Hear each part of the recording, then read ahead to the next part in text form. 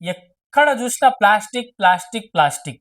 ఇంట్లో ప్లాస్టిక్, రోడ్ల మీద ప్లాస్టిక్, రోడ్ల పక్క పొంటి ప్లాస్టిక్.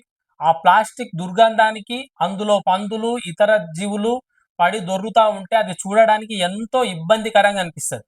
ఎంతో మదన పడతా నేనైతే ఈ ప్లాస్టిక్ సమస్య పరిష్కారం కనుక్కునే దేవుడే లేడా అని చెప్పేసి. కానీ ఛత్తీస్గఢ్ రాష్ట్రంలో ప్లాస్టిక్ ను ఉపయోగించి రహదారులను నిర్మిస్తున్నారు. ప్లాస్టిక్ ని ఏరుకొచ్చి మహిళలు ప్రభుత్వానికి అమ్ముతున్నారు. 1 కిలో ప్లాస్టిక్ ఏరుకొచ్చి ఇస్తే కిలోకు 25 రూపాయలు ఇస్తుంది అక్కడి రాష్ట్ర ప్రభుత్వం. అక్కడ రహదారుల నిర్మాణంలో ఈ ప్లాస్టిక్ ను ఉపయోగించడం వలన మనకు అతిపెద్ద ప్లాస్టిక్ సమస్య అనేది తీరుతా ఉన్నది.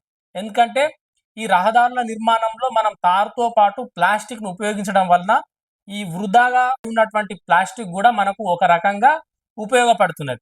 ప్లాస్టిక్ సమస్య అనే దానికి మనం శాశ్వత పరిష్కారం చూపలేము అని అనుకుంటున్న తరుణంలో ప్లాస్టిక్ ను ఉపయోగించి ఈ విధంగా ప్రజా ప్రయోజనార్థం రోడ్లను నిర్మించడం అనేది చాలా మంచి విషయం. భారతదేశం అంతటా కూడా ప్లాస్టిక్ సమస్య తీవ్రంగా అందరినీ ఇబ్బంది పెడుతున్నది. గతంలో సుప్రీం కోర్టు కూడా చెప్పింది కొద్ది రోజుల్లోనే భారతదేశాన్ని ప్లాస్టిక్ ముంచెత్తుతుంది అని చెప్పేసి. ఇంత పెద్ద భయంకరమైన ప్లాస్టిక్ సమస్యకు ఇంత మంచి పరిష్కారం దొరకడం అనేది మనం అందరం హర్షించదగ్గ విషయం.